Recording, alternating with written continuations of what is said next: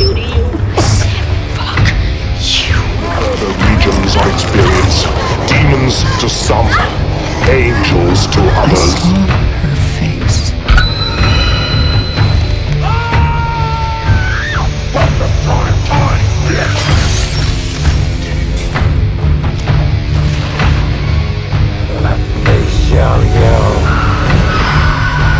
What's that like to live deliciously? Greetings, friends! Welcome back to the Messed Up Movies Podcast, the podcast celebrating movies and filmmakers that embrace the insane, the outrageous, the unhinged, the off-kilter, and the all-around kind of fun Heath can't take his eyes off of. What's up, everybody? Welcome back to New Movie Monday here on the Messed Up Movies Podcast. We're, of course, joined by our high-octane, always very enthusiastic friend, Sam. Welcome back. Wow, that is a cut. Jesus Christ. He looks like if Jack Black played a character on SNL. Like a lumberjack on SNL. That's what the vibes you're giving me. I'm sure he did. Yeah, I'm sure he did. That's right. Okay. We're not here to talk about Sam's appearances on SNL. We're here to talk about Frankenstein. But before that, a little bit of business. Please make sure you are subscribed to the Misfit Parade YouTube channel. Please make sure you're subscribed to the Messed Up Movies Podcast Patreon page. Lots of fun stuff going on there. Creep Tape Season 2 is dropping. We'll be covering all of that. A lot of good time. Make your voices heard. We also have December stocking stuffers where our patrons will program the whole month. Also, if you would like to be on this podcast, make sure you go to Indiegogo and type in Mr. Cream Jeans because we've been shadow banned because America is full of cowards, right? You can pick the perk where you can join the podcast to talk about any movie you like, a new movie, or do a film festival draft versus me, Sam, Heath, Sophia, Dandino, whoever you want. Bring it on. We'll take all comers. And you can help us get our first movie out into the world, which we would appreciate. Speaking of being shadow banned, I don't think it's going to get any better after the scene we shot last night. It was a sticky Dexter-like affair in producer Nick's basement. Pretty good. We didn't get blood everywhere. Yeah, we and didn't get blood other anywhere. fluids. But yeah, so Mr. Cream Jeans is this close, guys. You can help us get across the finish line. Because we are not Guillermo del Toro's $120 million computer-animated Frankenstein movie. We need your help. So, Yeah. Frankenstein Ooh. dropped on Netflix yesterday. That feels like a shots fired. That's not a shots fired. That was a Shots fired, pejorative on the computer animated. Yeah. It is almost exclusively computer animated. I don't think that's a pejorative. No, I have think you that's seen a description. Have you seen the behind the scenes? Netflix released like a 45-minute Well, behind no, the they scenes. build Griffey. big sets. I'm saying what he loves in this movie are giant, beautiful vistas, right? It had that black phone too. Like they're not really on a snowy You're right. mountain. You're right. There's Oh, a lot yeah. of setting that is The seen. background was CGI. Since we're talking about this, though, we watched last night in our downtime while Griffey was in makeup for an hour, becoming Mr. Cream Jeans. Yeah. We put on the original Frankenstein, and I don't know. I appreciated the Del Toro version and that aesthetic more, having seen that, because they have so many great, beautiful matte. Yep. It's not even matte paintings. It's actual just- backdrops Yeah. that are painted by people on a soundstage, and it was sort of giving that. Yeah. That same The vibe. original Universal sets were massive. They did a lot of cool minis with the castles on the hill and stuff. Listeners of this pod, you know we just covered a ton of the Universal monsters and Hammer Horror last month in the October Mega Marathon. Go find that. Yeah, I did not mean that as a pejorative. I was talking about how they were doing things that we at our lowly They had scale a giant CGI cannot budget. achieve of. Yeah, We- when we you do- see we do this not have movie, CGI budget. Yeah. this is a movie at a scale we could never, right? We're going to be like less than 1% of what this movie cost. And again, I think it's interesting because this was a Netflix, had a very small theatrical release. It wasn't even in theaters near us. We would have to drive somewhere downtown to try to find it. I know it did come somewhere. I do think it's interesting this movie drops on Netflix with the giant budget. I was a little worried. There is something in Del Toro. He's one of my absolute favorite directors, right? He's the master of the dark fable. I love Del Toro movies.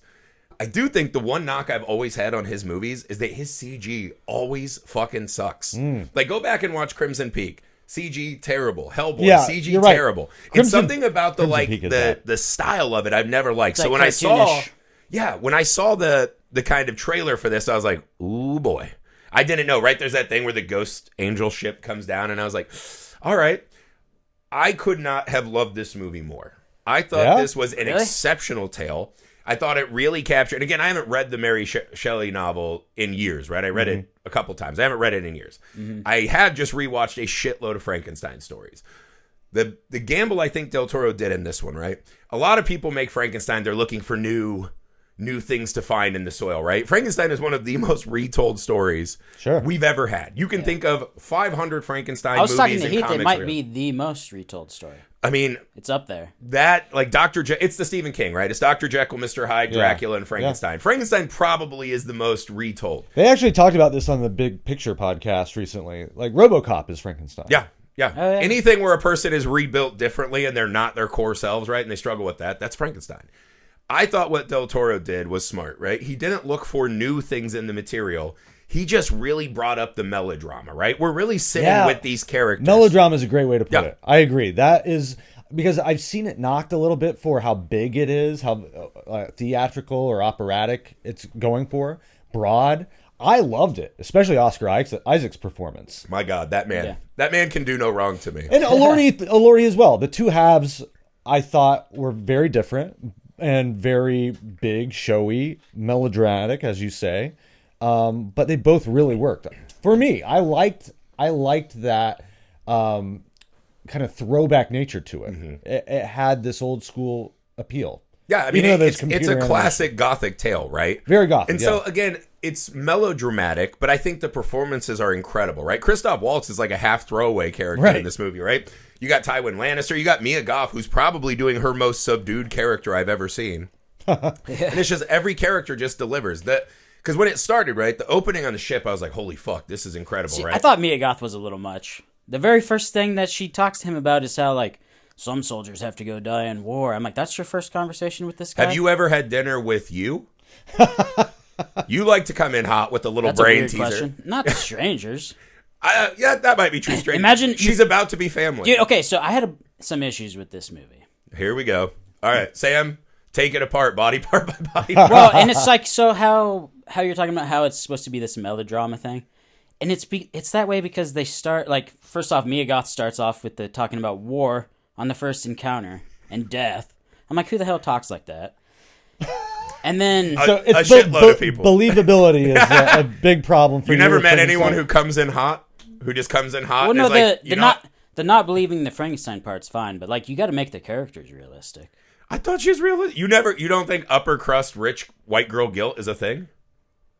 I just think it was really like, you ever seen a rich white girl on TikTok who's like, there are people starving in Africa, bro, and they've got, expensive ass clothes. There were a couple parts where it just took me out of the story where it was super heavy-handed, especially when he first meets the boat captain. And I'm sure this is the same in the book, but he's like, I created this monster. Let me tell you the story. And then he's like, okay, we're going to start back to when I was a little kid, and this is my dad. I'm like, what the fuck? Why would you start when you're a kid? There's a monster coming for your ship. Why are you going to start your story? He's explaining that when he was a boy, his father turned him monstrous. You know what my wife said? My wife said they just have a lot of time, so you might as well start at the beginning.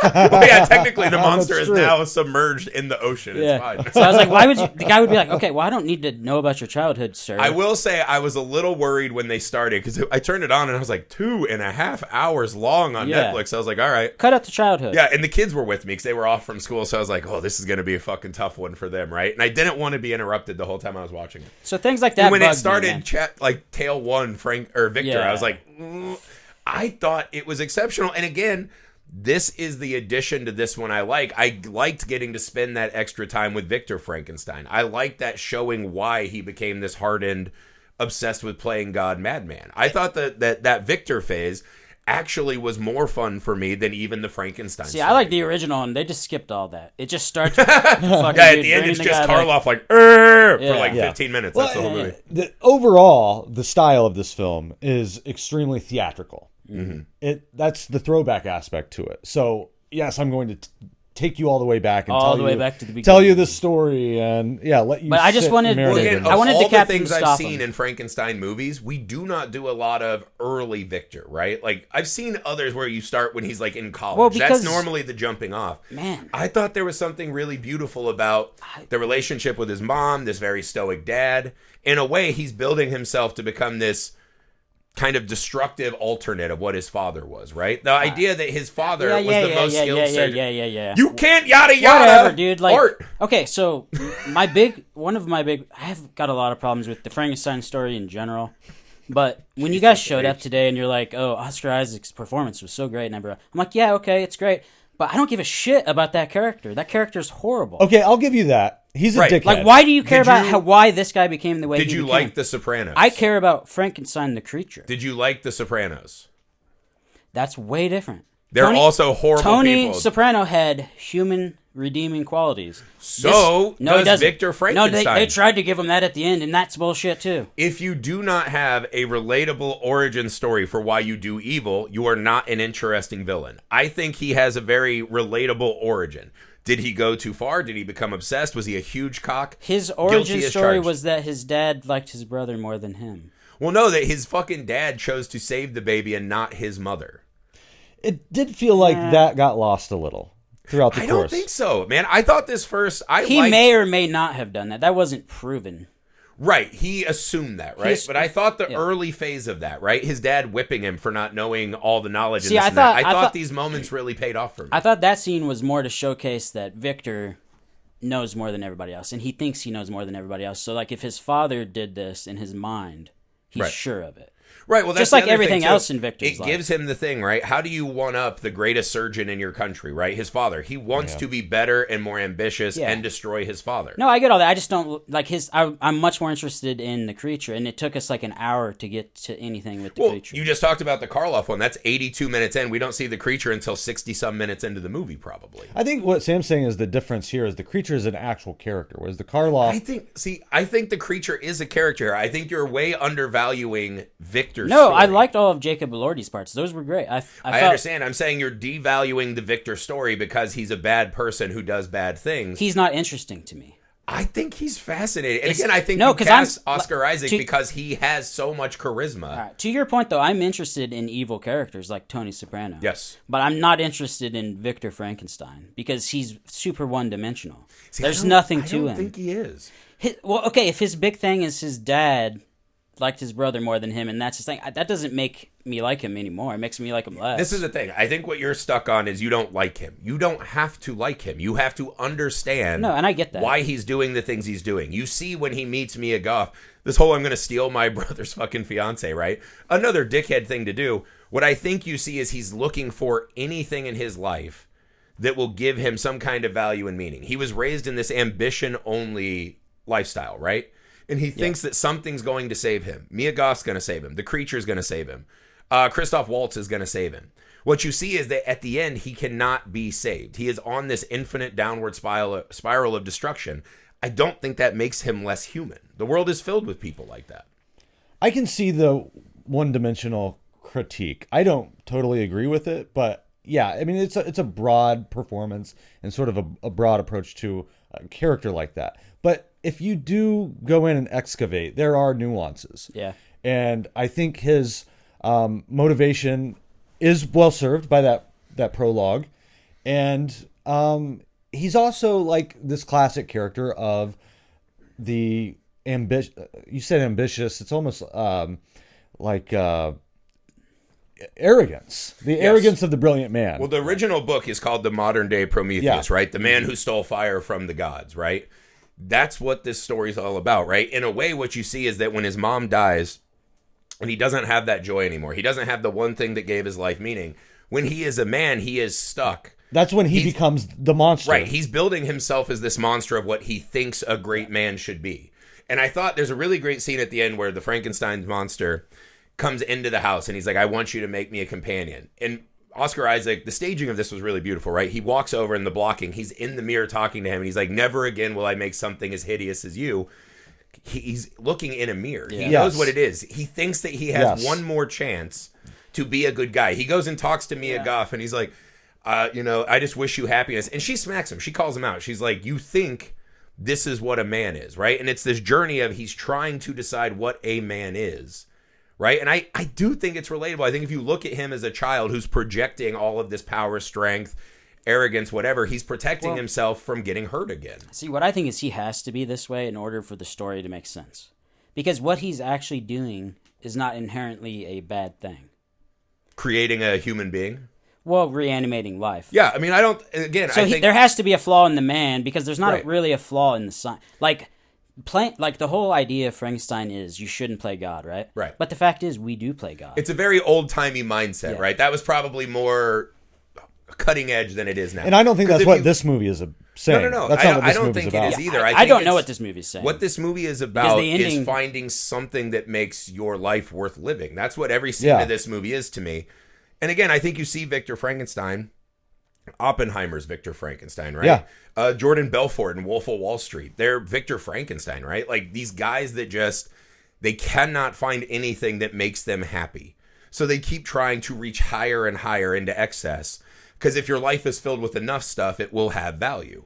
And I think when you pair what Victor's going through with his brother who finds, the girl, he's finding value in his work.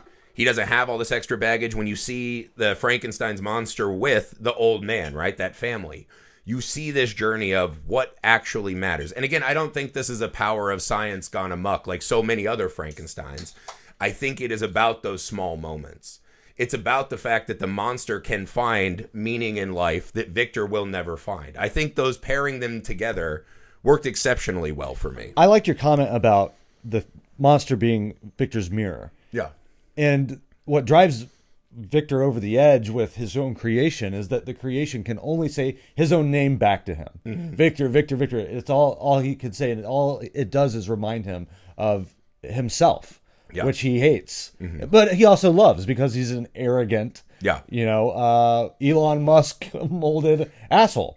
And There's the great moment when he's going to burn the castle down and Yeah. he says, say one other word. Yeah. So I will save you. And as he's leaving, the monster says Elizabeth. And the fact that he's no longer the sole world of this monster. It's like the one other drives word him that insane. It's the one other word he didn't want him to say. Yeah, And exactly. he says it. Yeah. You're like, oh, Elizabeth's not a huge cock, right? That really drives him nuts. But again, I think that's what I really liked about this one, right? I think, again, it is big. It's stage, right? Like the sets are huge. So you watch them move around. It's very theatrical. I enjoyed that. But I think for this those story, it small has moments, to be. If you are going to make a monster in a castle with a giant, electrical rod to reanimate this thing, calling back to the original novel, to the 30s version. Oh, the 30th version does such a great job of that. It's so and cool. look, we've seen Del Toro do this plenty of times before. This is his jam. This is He what he once does. said when he was young, he said, if I ever had a religion, it was Frankenstein, right? He said when he saw that essentially was his religion, right? He loves this movie so much. And again, I think this movie, because the original story is kind of like the Golem, right? You create something to get revenge, and it's out of control, and it starts harming everyone around you. That's kind of the Frankenstein mythology. What I like about this one is it's literally just about fathers and sons, right? It's about bringing life into the world, and what do you owe that life? Yeah. Can you show that life the things that will make it valuable, give it honor, give it nobility, right? Teach it how to exist in this world. And of course, Victor does the exact same thing to his creation that his father did to him. Yes, because his father used to whip him, right? In the scene when he's trying to teach him and he picks up that rod and starts whacking the monster, he literally became the destructive, evil father that we watched him with at the start of the movie. I thought the pairing and the book ending of these kind of secessions of fathers and sons really meant a lot to me personally. Yeah, pretty good. God, you fucker. Do you think he just shut down and just to get on to the next topic? There's a thing I can do when I see that Sam's like, shit, I'm not going to win this man. one, and he glazes That's over. that's a really good point, man. That's exactly what he does with his wife, I guarantee. Sam you can see the glaze, and he's just like, when is he going to stop talking? The thing is, I just don't really care about the father and son relationship between two like rich assholes in England. What were you hoping for? Were you hoping for it to be more of a horror I wanted tale? a tale from the monster's point of view. You got that. Half of it. Half of it, yeah. So yeah, okay, I guess. But you don't think that I really opening segment added any value to the monster's the tale? ending segment? The opening. Victor's tale, you don't think it added anything to the monster's tale? No, I feel like you could have done that in 20 minutes. Like just had that within the intro. I think you could make a very good case, to your point, that this is an indulgent movie, right? He's been wanting to make this like it movie looked beautiful. forever. Their haircuts were cool. Like okay, like, You know what I loved? I loved the almost like reminded me of the Social Network or something like that, where they're trying to make something that's never existed before. it did feel like that, yeah. And I love that process. I love process movies. So when he and Christoph Waltz, they're going onto the battlefield, they're reclaiming bodies. Oh, we have to pick the bodies out of the middle, and all the science of looking at the discovering the people's the lymphatic system. Yeah, building this Oh, when thing. he's at the hanging and he's like, like hanging at and he's their like, this teeth. guy's got a strong Yeah. back, he'll do it. And they're just dropping No, people. the best one when he's like, "Oh, you're lucky you're getting hanged Yes. because you're gonna die." in, Yeah, like, you 2 wouldn't have weeks or lasted the whatever." year. Yeah, he smells his breath. He's like, oh. Yeah, That's so fucked up. the trial and So error cold. of the creation of it. I dug it. I was into that. That's what I say too. I like all that stuff. And again, I think this is so much less about, and again, I think this one is more about Victor, right? And then most of the Frankenstein stories are more about Victor. But I do think that when you do the kind of Frankenstein movie we've seen a bunch, right? Where it's a lot about Victor. We're diving deeper into who he is. And I actually think they made this Victor more villainous than a lot of other Victors we've seen, which I liked, right? I liked him not taking accountability for anything as When he's much in super this petty, one. yeah, he's everything. Right, and then, because twice in the movie he kills someone and he's like, the monster did it! Right? Yeah. That's a cool little He's touch. conniving, yeah. Yeah, and I think that's the movie I was kind of expecting more. And then I also thought they found nice and new depths with the monster, right? The monster has a lot of these hallmarks of him interacting with innocence, right? And he could go right and then he goes wrong. I thought the two paired together really well, right? Where it's just these lost young people in the world bouncing around and realizing that the world is not a safe place, right? Because they even say at the start, Victor says, I'm going to tell you a lot of things. They're all true, but some of them didn't happen, right? Something like that, right? He's like, everything I tell you is true, but it's not, or he says everything happened, but it's not all true, right? So Victor's even telling you at the start that he's a bit of an unreliable narrator in that, right? And I thought that kind of set up into the tale. And then when the monster comes in and gets to tell his version, I thought that was a beautiful choice. And I thought the stories really commingled in a way that made them both better. And I really liked how they anchored it on that ship. And I know that's in the book, but the way it was structured, I thought worked very well for how this whole thing unfurls. Well, because he's the monster. He's coming on the ship. They hear screaming. And when he walks in the room, the captain's like, here we go. We're fighting a monster. And Right. he just goes, my maker told his story, right? Yeah. Okay, I'll tell That mine. was a good twist. And inherently, watching him tell his tale, the captain realizes that this is a more deeper and different story. He's not the classic monster who's fucking shaking the whole ship and ripping people in half. That dude did just rip off like 7 of your crewmen's faces. They did, however, shoot him a bunch and I don't attack know. him with spears. Yeah, but dude, a creature's running at you in the middle of the night. You Well, have they the right see to an defend explosion, yourself. right? We learn later that was Victor, right? And then he's trying to murder. They're trying to murder him. He also has a right to defend himself. Yeah, but he could have just like walked up to the ship and been like, "Hey guys," Hey boys, I'm here. he's for my gonna daddy. run and start ripping people's faces Hey off. boys, I'm looking for daddy. Have you seen him? Yeah. First thing he did was rip that dude's jaw off. Bros, no cap. Yeah. No cat, bro. I'm here. Yeah, he's aura farming a little But bit. anyways, for sure. dude, that We're was using all the parlance that of was the the day. shit I wanted. That was the shit I wanted. I wanted Frankenstein being like a monster and just ripping people apart, and I got a little bit of that. But I feel like what we're learning kinda is wanted a that whole movie of you that. don't like the core of the Frankenstein story. yeah, Every version of Frankenstein, Victor is the monster. Yeah. Not the monster. That's the no, inherent but I essence of wanted the everything. avenging angel Frankenstein, not the. It's okay, Dad. Well, let me I ask you forgive this. Do you think at the end, let's say he just fucking mangles, like it's hostile, right? Yes, He's it got would've been way Victor on a better. seat. He's chopping his Achilles, ripping his eyes out. Oscar That Oscar movie. movie? If it turns into torture porn at the end. Okay, so my big problem with the ending and the beginning And the middle. is 2 separate problems. The middle was great, which is rare because normally it's the middle that sucks. But the ending, dude, like it just took the wind out of my sails. He came in there. He It's told his softer. story. It's It's super soft. He puts his hand on his chest, and I'm like, just push your hand through his chest right now. Push it all the way through, and then it just ends with like Oscar. You wanted the Isaac's Predator. face. He pulls the spine out. He's like, "Arr!" And then you could have the line, "I forgive you," and that would have been perfect.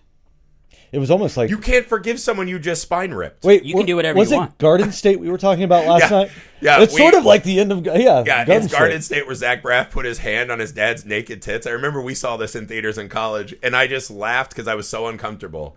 Because the thought of touching my dad's naked, exposed chest, I was just like, never. My dad would attack me. He would beat me up. We just never had that kind of familial bond like that. Yeah. And when he did that, I just remember laughing, and our friend Newman got really mad and said he couldn't watch movies anymore with me because I didn't understand emotions. But this Frankenstein is a bit more in the Garden State. Yeah, he's a bit- little that is a Garden bit Statey, Garden yeah, of a He's Frankenstein. beautiful. Okay, so the other point I wanted to bring up is does Guillermo del Toro just have like this fetish with like skinny, tall, wet people? Yeah, I'd say so. I at think this he point. does, right? I think that's a safe Undeniable. assumption at this point. Yeah, he likes the tall, lanky, They all kind wet of look form. similar. Yeah, I don't know. I thought, again, back to the Victor story, right? Okay. So Victor goes to college, right? He's going to do this thing, right? He talks about how his brother was like the sun and the breeze. We see his dad being kind to the younger brother, right? I don't know exactly if there was a different mother. No, there wasn't a different mother because we saw him get born and he killed. Why he looked more like him and not the raven-haired thing, right? All right. Victor takes this. He turns to anger. His father dies, and he goes to medical school. I thought that opening scene in the medical school with the fucking half of a body was such a beautiful Del Toro addition. That was so fun. I thought that was such a great scene, right? Where he, in front of all these people in wigs, right? Ralph Ineson's one of the judges. Or I guess they're medical doctors, but they're presiding as judges over the college, right? And he turns the thing on, he throws the ball to it, he gets it to drop. And he thinks this is a great display of how he can create life without realizing that it's a mimicry and a puppet and all this. Right. I thought these scenes were really cool. You didn't get anything out of that phase? Well, I mean, I felt like since it was all bullshit, they spent way too much time explaining the medical side of it. Because it's like none of this is real, so you don't need to have all these words, you know? You could cut half of them out and we get the same exact thing. Were you overwhelmed? I wasn't overwhelmed. I'm just like, all this shit that they're saying isn't real. So why do I have to listen to it? They're trying to believe a believability in the truth of the world we're watching, not That's the right. truth of our world. That's right. I get that, but you could do that with it's a minor critique, but you could do it with way less. It's a minor critique. Obviously, this is a good movie. I just didn't like it. Does that make any sense? That might be the most Sam critique I've ever heard. Clearly, this movie's exceptional. I just hate it. Yeah. I mean, obviously, it's a well-made movie. Right. I There's just craft, didn't yeah. enjoy But see, it. I think a well-made movie that doesn't move your soul doesn't matter at all. Agreed. I agree, too. So you Why are we hated talking this about movie. it? What's your letterbox star ranking on this? What is Letterboxd 1 through 5? Yeah. With halves. A solid 2.5. Okay. Solid 3. I had this as a 4. It immediately I made did my too. top 10 of the year. It Did made it? my top 10 horror movies of the year. The only thing with us covering it on this podcast, I don't know how much you can classify this as a messed up movie.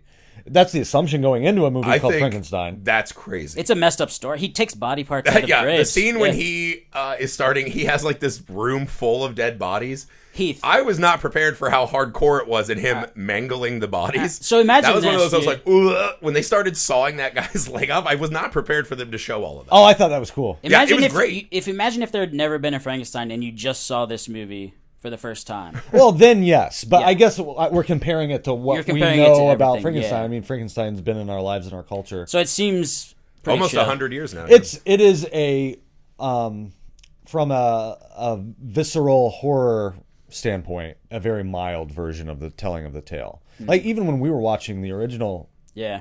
whale version last night, where he throws the little girl in the lake, that's hardcore.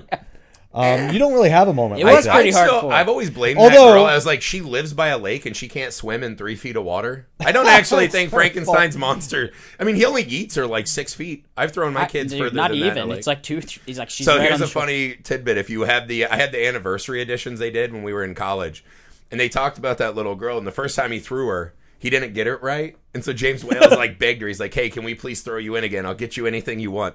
And I guess she was one of these like child actors where her mom always had her on diet so she could be a star. And so to get re-thrown in the lake, the one that made it in the movie, she just asked for boiled eggs. That's man. it. So he made her boiled eggs, and Karloff Boiled got eggs a are pretty fucking damn eater good. into. So a funny thing about that too, when they were releasing it, people thought that was too traumatic, right? Seeing him kill this girl and It throw was her. pretty, yeah. So they cut 1930s. that out in a lot of the versions that were shown around the country. And when you cut out her getting thrown in the water and you just see him like touching her, it totally reads as child rape. Yeah, it's even So it worse. actually made it worse when they tried Right. to sanitize So wait, it. it cuts from that to the guy carrying the dead Yep. body? Oh, God. Yeah, that's the next thing you see. Like Frankenstein reaches for her, and then you see that, and it actually made it so much worse as they tried to censor it. But again, I think if you look back, I think that one is compared to this one. That one is shockingly tame, right? It has all of the big emotions, but we don't see all the graphic stuff. I think this one adds that kind of personal danger. And again, the first one has that too, right? We see Fritz is always fucking waving torches at him Yeah. and abusing him, right? And I think Karloff set the standard for every Frankenstein that came off him. This I thought one- this one added a little extra though that I enjoyed because I mean, it's kind of it has good action, and Yeah, it has- Bride of Frankenstein is kind of paired in with this one, right? Because in the second one is when he meets the old man, and we do all these sections. That was in the sequel, right? And him starting to talk more. I thought this one kind of combining those two was a great choice. I'm not critical of it not being gory or scary enough. I thought the way he went about it was great. I loved all the choices.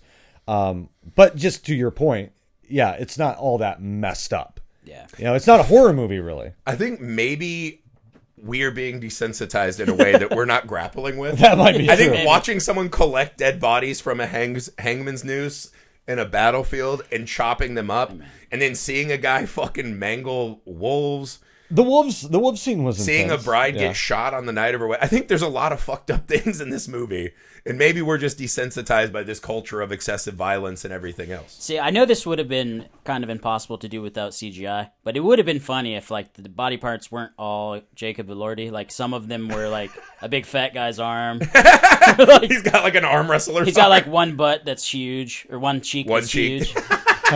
That would have made more sense. I did when they brought out Jacob Elordi. I was like, man, they had a lot of hot dead bodies back then. Big, like that's a boy. really good looking body. Yeah, because they took him down, right? Because I thought the birth scene was incredible, right? The storm, and it was just fucking rad. Like I loved everything about that. Cool. And then when he comes in and he wakes up and he's showing him the sun, I thought this was just a really beautiful moment. And then what this movie does so well is it shows you these kind of moments of what could be, and then Victor's first thought is to walk him down to that kind of water dungeon and just chains him up. And he's like, it's okay. This is good for you. And I was like, that image right there, that's what this whole thing is that's about. my problem with the whole theme is like, don't play God. I'm like, how about just this guy doesn't play God? If someone else But again, raised him, I don't think the theme of this Frankenstein is don't play That's God. right. Okay. I don't think it is at all. Well, yeah, because they cut out the line where he's like, I have become God. I know what God feels like. The first one, that was the big thing, right? And again, I think back when people That's were what the more book was kind of religious, about, yeah.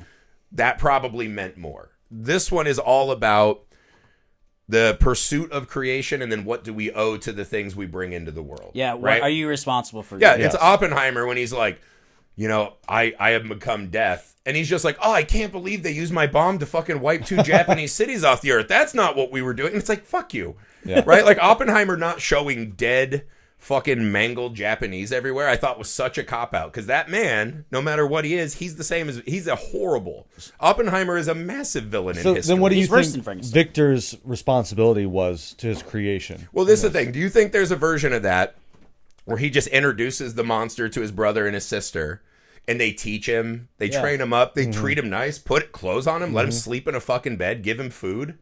And he right? becomes like a media sensation. Yeah. Yeah, and he's just a normal dude, right? He seems like, and Elordi plays him, that there is a kind pureness underneath. Mia Goth says that.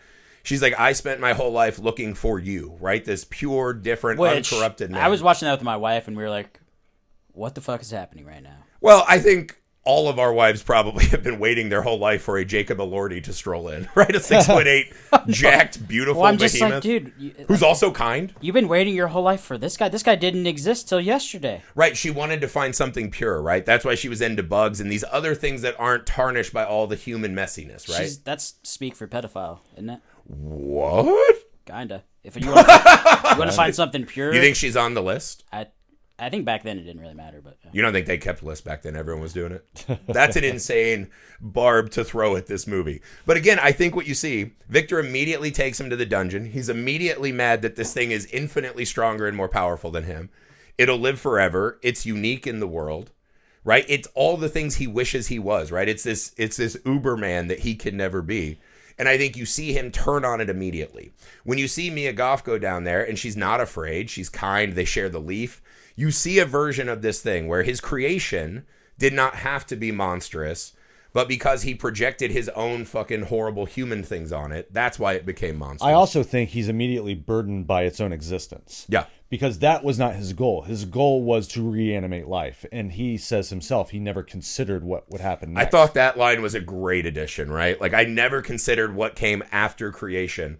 I think if you've ever seen Teen Mom, I think this is a very common thing we see in our society. Yeah. It's like, we'll just have them and then we'll figure it out. it's right? almost like that too, because the first couple weeks are all like lovey-dovey, Yeah. and then suddenly shit just hits the fan. Well, it's also once Victor realizes it's going to be hard, yeah. right? Like, he only knows one word and he's like, everything's new to him. Instead of seeing that as a chance to go to the whiteboard and build something that Start matters. He's just like, fuck, this is horrible. Well, I it's hate it. because every parent knows that most parents say this, that your life becomes in service to your child's life. Yeah. And that's not Victor's game. No.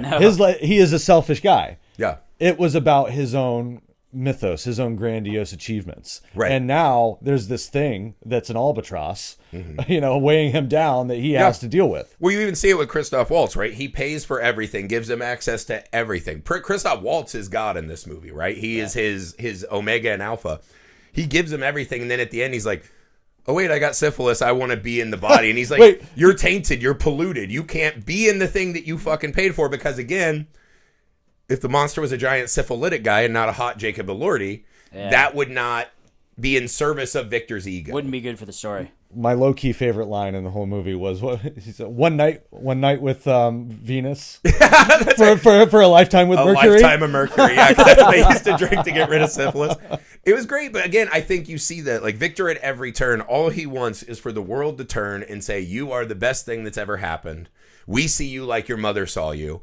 And he realizes that Christoph Waltz isn't going to do that. Mia Goth's not going to do that. The monster's not going to do that. And he can't fucking handle it. He cannot handle it.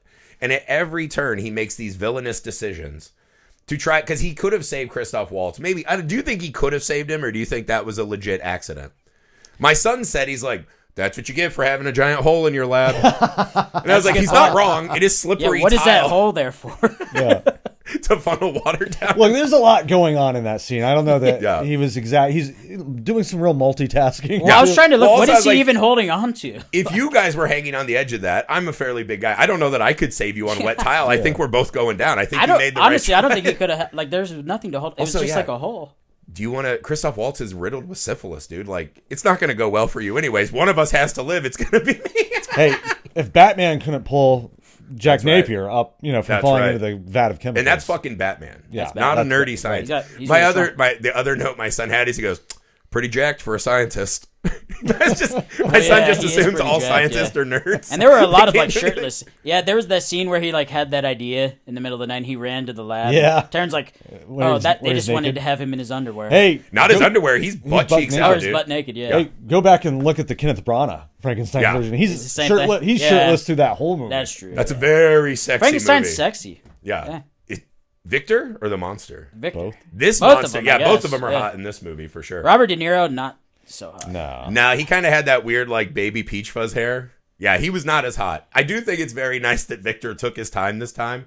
And essentially he's like, yeah, I really like those engineers from Prometheus. Right? Let's make this beautiful. I dude. thought that too. Yeah, that's what he was making. But again, I'm with Heath. I really liked the procedural of this. I liked the building the lab. I liked everything up to the shot. And then I thought after that, that's when we start getting into the emotional depths, right? Now we've done all the Frankenstein stuff, the science, the building the monster.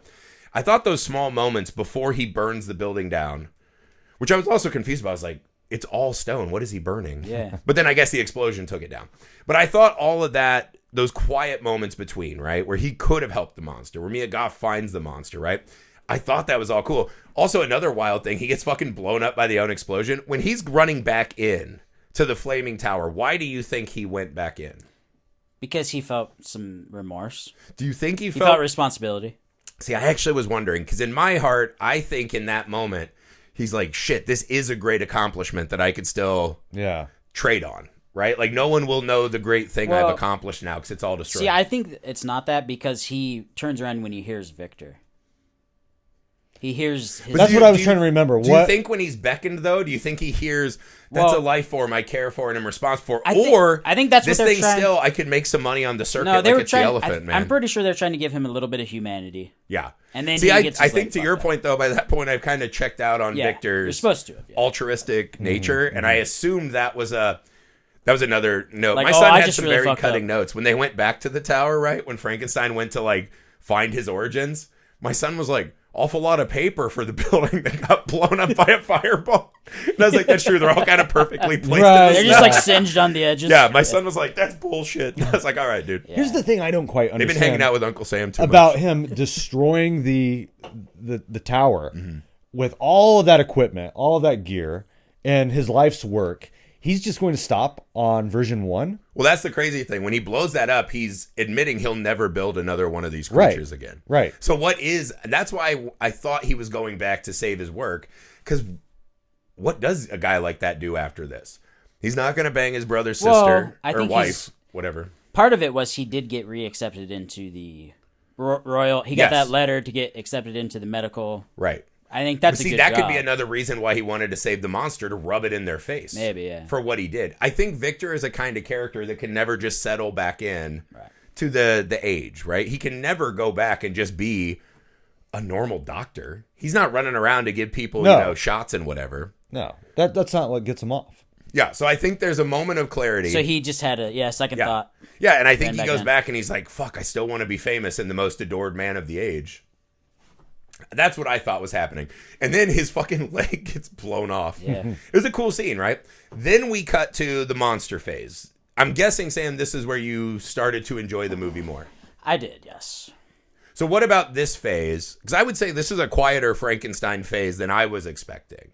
Mm-hmm. Right? Yeah, so I did have some issues with this part too, but I found it cool that he was like learning how to talk through the family. Yeah. Like looking through the walls, looking through the cracks. I felt like there's no way they didn't know he was there. I did wonder that too. I was like, them some holy walls. Yeah. Right? Like we all were in college. And the blind man was so like weird because he's a murderer. So I was killed one guy. We don't know how he killed that guy. I was talking to my wife about this and we should just have Taryn on the pod. You should. She'd be better. Basically, at the end, he's like, you're a good man, monster. And he's like, I know that, or something. I can tell by your presence. I'm like, he said 2 words to you, dude. And also, you're not a good man. You're a murderer. He accidentally killed one guy. You don't know. He didn't say accidentally. That's he said, true. I took a life. What if it was in war? They didn't explain. So I'm just going to assume this dude is a murderer because he said he was. Do you want to judge everyone by their worst days, Sam? I'll judge people by what they tell me they are. And he tells me he's a murderer. So when he says that the monster's a good guy, it doesn't have a lot of weight. He's trying to atone, right? We see him be a good familial grandpa, right? He's hanging out with the kids. The way I see it is he's a blind man that just wants everyone to like him because he's blind and he needs people to help him. You think he's... Yeah. So he's one of those guys that'll just farming sympathy from his disability? Yeah, just to get someone to help him, like, find the oatmeal or whatever. The bread and brandy. It's like, hey man, I bet you're really cool. You want to come over here? That being said, lead me to the thunder I pot. like that whole progression of events. I'll give you this: Gene Hackman's version of this character in Young Frankenstein. That's the prototypical version of the character. Every version of Gene Hackman is the best. But I do think, because we start off with this kind of, he's wandering through nature, right? Mm-hmm. I thought the scene of him with the deer, and then the deer gets fucking shot in the face. It was an immediate out of the frying pan into the fire, right? Mm-hmm. The world is a harsh, cruel place. Yeah. Just from seeing him, because he's at peace with nature, he's hanging out with deer, they immediately think he's a monster. They start shooting at him. He runs into this family's mill room, right? They do this thing, they constantly do that whole scene where he's kind of watching. He's helping them out with his superpowers, right? He's driving stakes in for a sheep pen. He's getting sticks. Yeah. The thing they do in this scene that I think is like, I was like, that's a little heavy-handed, but kind of cool. He's always has mice running on him. Yeah. Because he's simple. Well, so in the book, animals are drawn towards him. Yeah. Yeah. Because he's kind. He's not like us. He's not trying to destroy and maim them. I did think he was about to rip that deer's head off and eat it. I feel like he had to eat some of them, right? Some of the mice? Was he just eating berries the entire time? Yeah, that part I don't know. I was like, he has to eat something, but we never see him eating. I thought they were going to have the deer attack him, and he was going to kill the deer. Also, we see him like kill tons of people. Yes. So he's not like a gentle creature. Well, no, because the world's not gentle to him. Yeah, but that's not a good excuse. Like, you can't just go murder people, man. Do you agree with this, Heath? Say this again? He said that he kills a lot of people, so he's a bad guy, but I think people are attacking him all the time. That's right. It's usually out of self-defense. And essentially, this guy's a month old. Yeah, I know. If a baby was as big and strong as this thing, people would be dead everywhere. That's true. I'm not going to debate that. Yeah. I was waiting for Sam to process. I was thinking, and that's true. Yeah. How many seconds of dead air? Nick says 5 seconds of dead air. Why Sam process murderous toddlers. Well, I was just thinking of like the actual destruction it would cause. Oh yeah, dude. Oh yeah, not only just the vaginas if they came out that day. I don't know. Yeah, I mean, I get what the movie's. It's trying to make him this like nice, peaceful creature. Well, that's the thing. He's a tabula rasa, right? He is nothing, and then the world dictates to him what he's going to be. So the guy teaches him kindness and friendship. He's reading all these books. He's reading Paradise Lost. He's reading the Bible. And he's starting to take from that context clues to what he thinks his existence is, right? They did mention this cool thing that he has all of these memories of dying men who've had all these horrible endings. Well, no, he keeps having dreams. Yeah, he has dreams that are the deaths of all the men that make up his body, right? He goes back to the castle and he finds all the perfectly preserved Oh, wait, notes. you just skipped over a huge thing. So you're saying he learns kindness and peace and all this stuff, right? And what does he decide to do after he learns this? Go get kill Frankenstein to make him a girlfriend. Oh, Well, that's what it the is. reason for that is the other thing that he learns is that he's basically immortal. And- So Yeah, all these he can't conflicts, die. that happen. So he needs to find a wife. right. Teach him his curse, his burden. Yeah, his burden is because we see him get shot a bunch, right? They shoot him in the head, everything, and he just wakes up again. There's that scene when he goes back to find the old man and tell him what he's learned. Yeah. And wolves have broken in the house and they're chewing up the yeah. old man. And so he has to start. Dude, when he took that wolf and just scalped it, that was fucking rad. So he beats up all these wolves. They run away. He has this final talk with the old man before he dies. The people come back and assume, even though there's dead wolves everywhere, that this thing did it, right? That this spirit of the forest has killed the old man. And so from that, he gets shot a bunch and he wakes up after being dead. That was another thing. It's like, why did they just leave this giant dead thing that out was in the weird. snow? They I didn't, guess you like- can't dig graves when it's frozen like that. But they leave his body there. He wakes up and he's like, the wind stung my lungs, right? I could see the moonlight. Like, I could never die. That's the curse, right? That he will live on forever. And there is something to probably be burn said him. for the brevity of our lives is what gives everyday meaning. So you got to use your time while you have it. And so he realizes he'll never find a place in the human world after all this goes down. He's going to go find Victor and have him make him a companion so they can fuck off to wherever and kind of start their own little society, right? And that's the prequel to Prometheus, which is the prequel to a prequel. That's right. This is where the Prometheans kick in. But I thought it was cool when he finally confronts Victor again. I thought this was one of my favorite scenes in the whole movie, right? Where Victor's just being such a fucking cock. And he's like, all these hideous little malformed, what, so you could procreate and be a scourge on the whole world? And Victor in this moment, because he had just gotten smacked by Mia Goth, right? Because she's like, we know that you're full of shit. He turns and just fucking pours all that vitriol and hatred for himself into the monster. And I thought the staging was beautiful.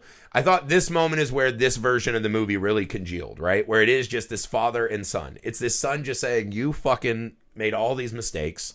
You owe me to fix this. And Victor takes that moment again to be the cruelest character in the movie. What did you get out of that scene, Heath?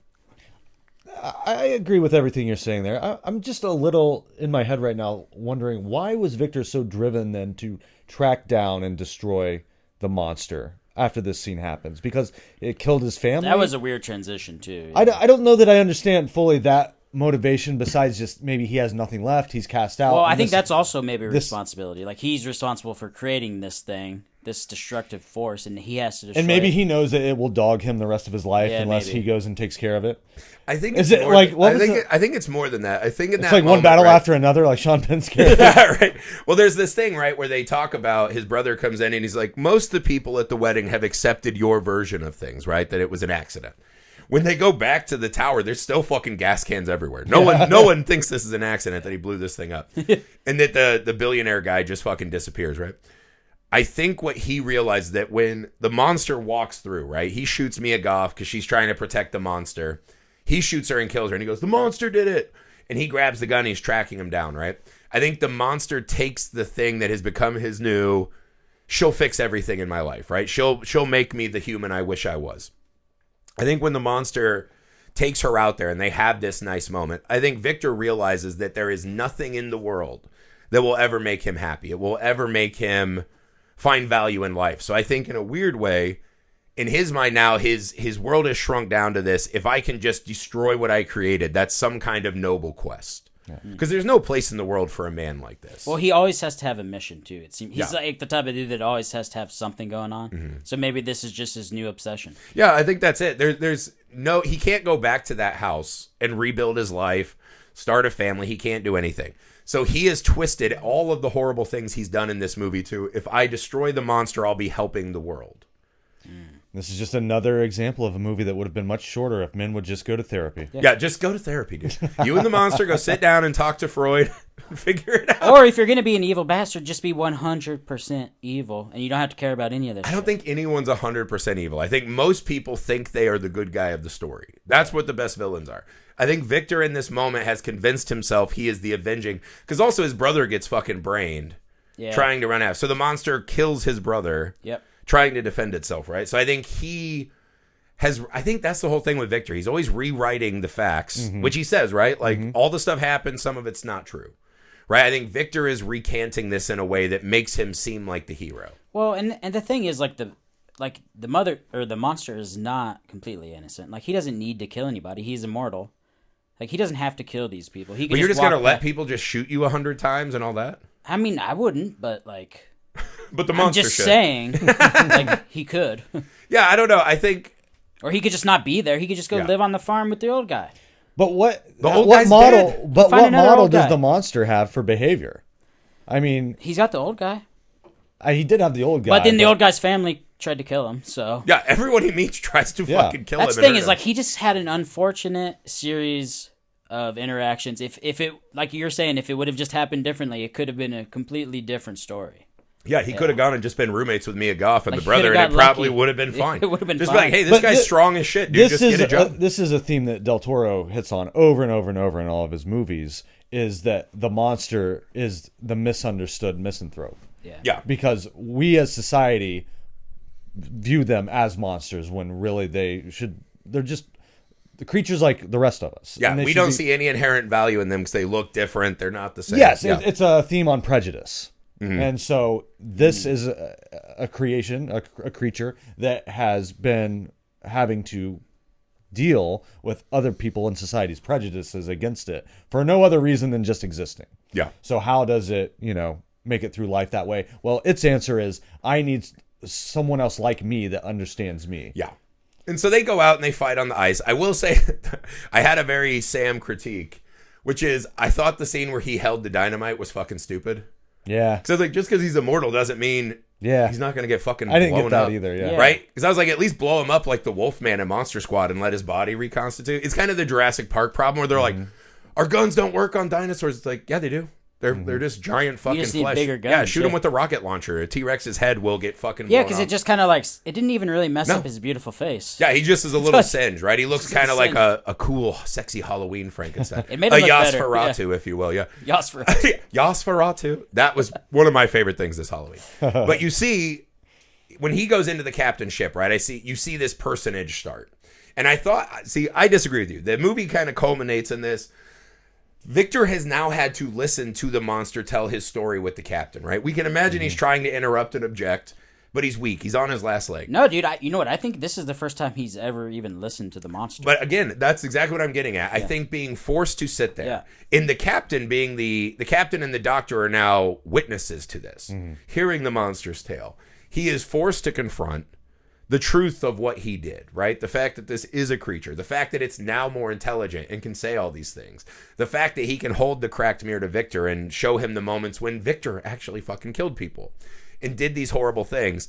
I thought there was a really beautiful, and I think Oscar Isaac's just the most incredible actor. The way he plays this kind of resigned, I'm going to die. And you see all the Victorness kind of sag out of him. Right? And he's just he finally says he's sorry, right? For whatever value a sorry has in the world, right? I still think it's an important gesture and moment for that character.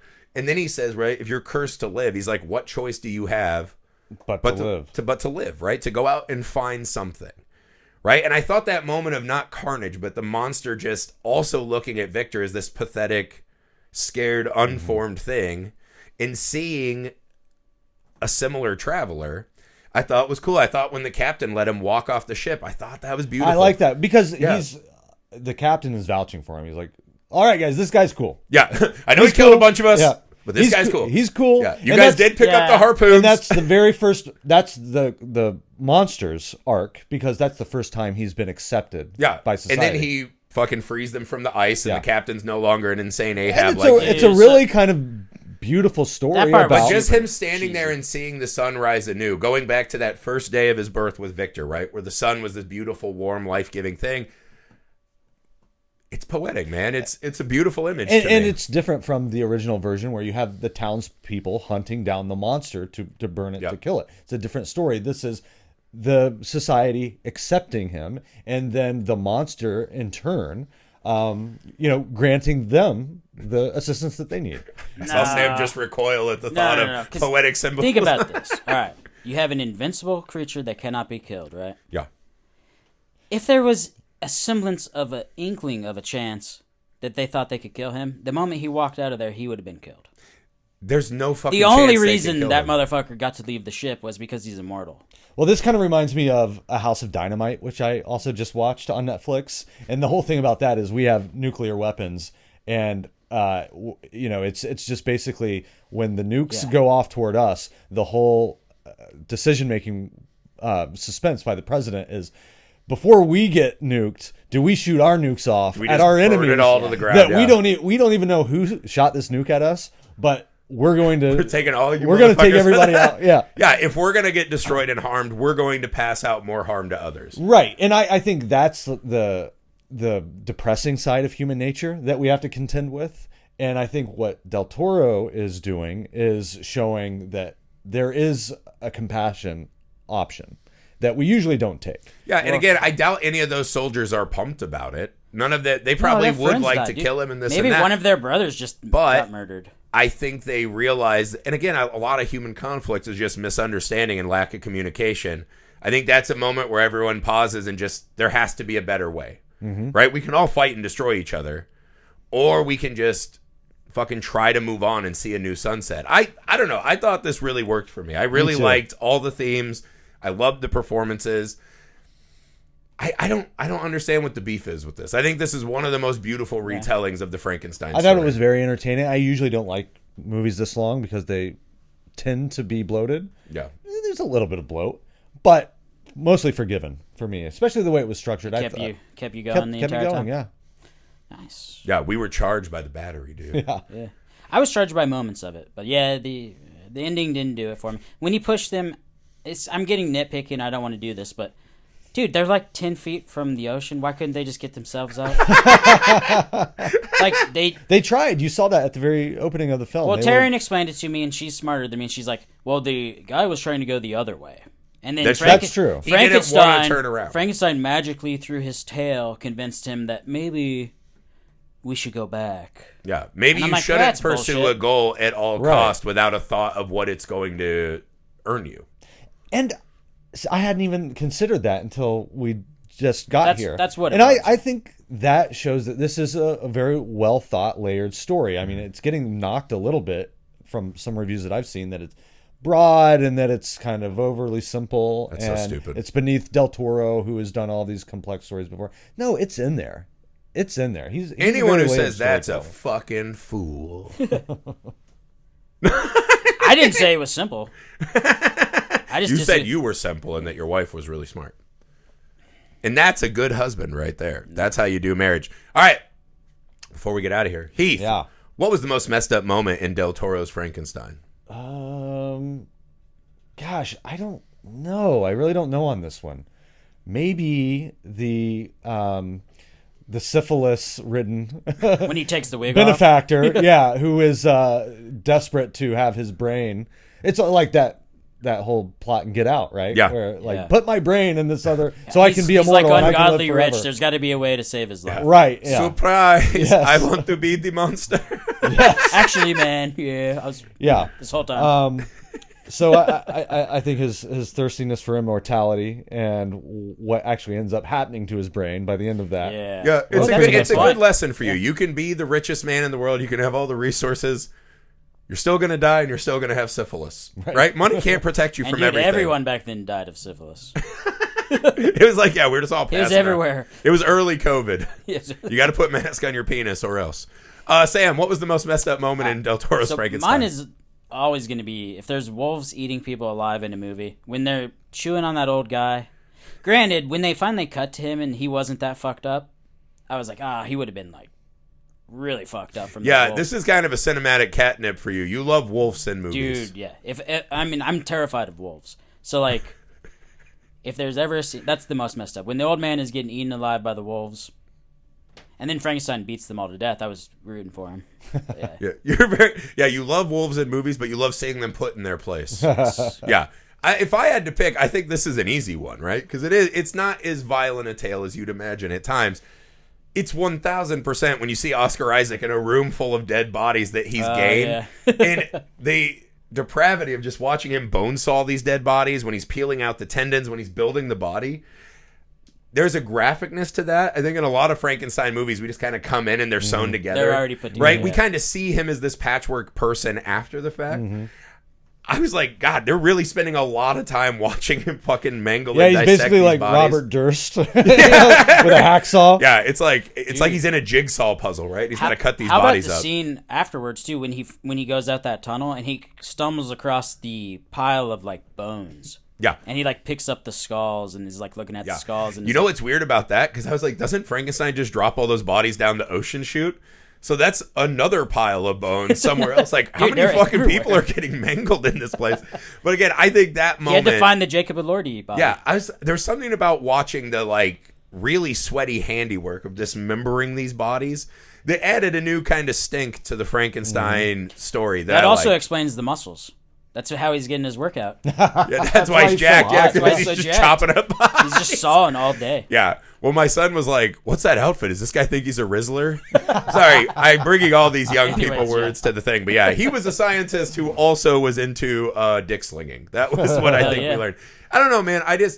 Del Toro is one of my favorites because I think he is just so good at this kind of story, right? I still think his best movie, and I don't even think it's close, is Pan's Labyrinth, right? Everyone but I think says that. if you look at Pan's Labyrinth to The Shape of Water to Kronos, like he's so good at these kind of monsters in our reality stories. And I thought, of course, Frankenstein was his religion. I thought this was a really sweet homage, right? Like a new way to kind of praise this story. And I thought he did a really good job. I think my favorite Del Toro is Nightmare Alley, honestly. Nightmare Alley's pretty good. Because you have Bradley Cooper's character. I think there is a lot. I need to go back watch that after having watched Frankenstein, because Bradley Cooper's character is more or less Victor and the monster in one character. Yeah. God, it's hard to pick his favorite movie. I liked Hellboy too. Hellboy 2, The Golden Army? Yeah. Yeah, I still think, I don't know if there are any wolves in that. Maybe. Mystical Were there wolves in that? Yeah, I just like think the Dark Elves. Pan's Labyrinth is the perfect story for him to tell. And I fucking love Shape of Water, too. I got really mad when everyone made fun of it for winning the Oscar, saying it was the fish fucker movie. That was another one where I was just like, is one of the most beautiful films ever made. Well, you like it because Michael Shannon's in it. I love Michael Shannon. I love everyone in that movie, right? I don't like the fish. Sally Hawkins, fucking ribs. Yeah. She's always good. You know what? I've never seen it. It's a lot of weird. I have never. That's maybe the only Del Toro I have not seen. It's beautiful. I didn't see his Pinocchio. Did you see his Pinocchio? Yeah, that was not my favorite. It was good. The one but with Jonathan Taylor also Thomas? represent. He always works with Ball State's finest, Doug Jones. Yeah. He That's played in pretty Shape cool. of Water, right? Yeah, he was the fish fucker. Yeah. He's the tall skin. Dude, Yeah, because he was has, he was the fish who's trying to get fucked in Hellboy, and then he was the fish who did. You get think fucked there's in like The an Shape of affair Water. going on between him and Del Toro? What? He is always casting him as like. I guess a it sexy depends on fish. how wet Doug Jones is. I mean, what if he is? They just at least wet? have a bromance. They have a Yeah. bromance for sure. I have a bromance with them. It's great. That's it for Frankenstein. I hope you guys enjoyed it as much as me and Heath did, and more than Sam. Make sure you go subscribe to the Misfit Parade YouTube. Make sure you go to the Messed Up Movies Podcast Patreon to get more awesome stuff for the show. You get to help us pick the movies that are in the Patreon exclusive library. We have tons of miniseries there. Creep Tapes 2 coming out this month. We're excited to talk about Peach Fuzz again. Make sure you go to Indiegogo. You have to type in Mr. Cream Jeans because people are cowards, as we've learned from this movie. You can pick the option. Sorry, all the cameras changed. You can pick the option to join the podcast and join us. Help us make the movie, and you can talk about anything you want with us. Do a film festival draft. We'll see you next time.